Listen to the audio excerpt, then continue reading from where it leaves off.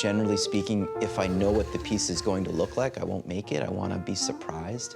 I want the piece to teach me something along the way. Sometimes I'll make a piece and I'll see it at the end and I'll think, ah, that's great. And it's not like a prideful or boastful thing. I'm just like, look what happened. Art has that ability to shift. You know, it can change you. You get to see this thing and then you get to feel a certain way because of it. Like, I can take a piece of paper, I can fold it, and then I can give you an emotion from it. That's a wild idea.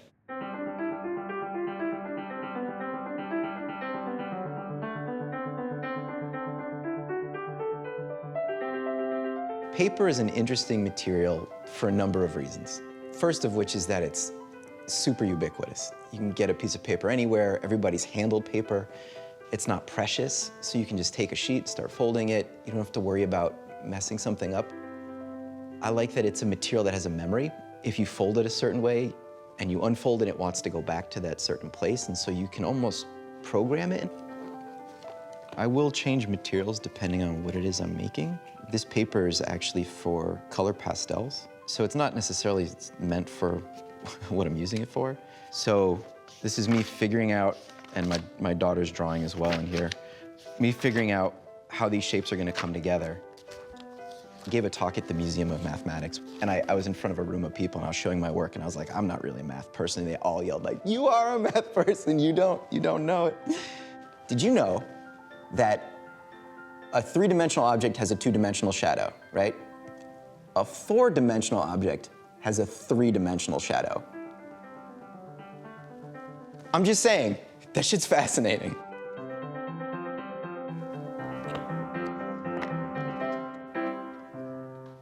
Okay, let me put this together.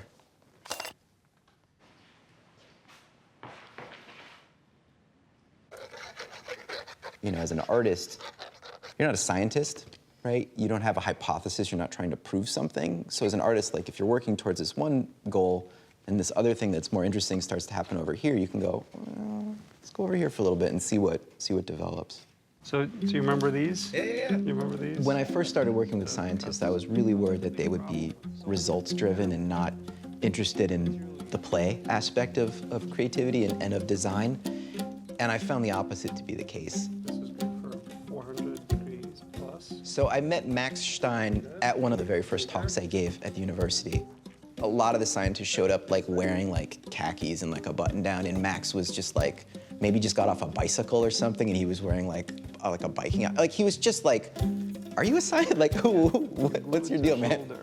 And now the person moves around, that's true. and it picks up the shoulder movement. You remember, okay, you made so many things, you don't remember what you made. I remember this. Okay, so Yeah. here's the thing, right? Okay, can I tell you this? I remember making this, and you said to me, this is good, I don't know what to do with it. Yes. Do you know what to do with it? We know what to do with it. All right, tell me. Well, there are many things that we could do with this. So here is essentially a tiny plastic analog of this. Yep. Do you remember Soloflex? There used to be this home gym Soloflex where you would pull on rubber bands and exercise. So it turns out you can train young heart cells, young cardiac cells, to turn into little micro-scale cardiac tissues by giving them a little gym to work out in. Science and cutting-edge science is incredibly curious. It's the same questions I'm asking, but to a different extent, right?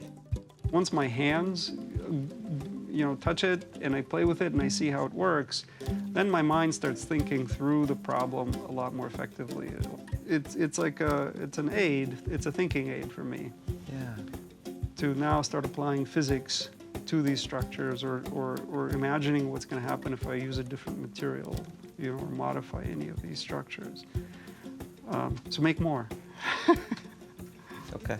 I'll make more, sure, that's fine. The reason I make my work is because I don't understand it. And making it is the way that I come to understanding the piece.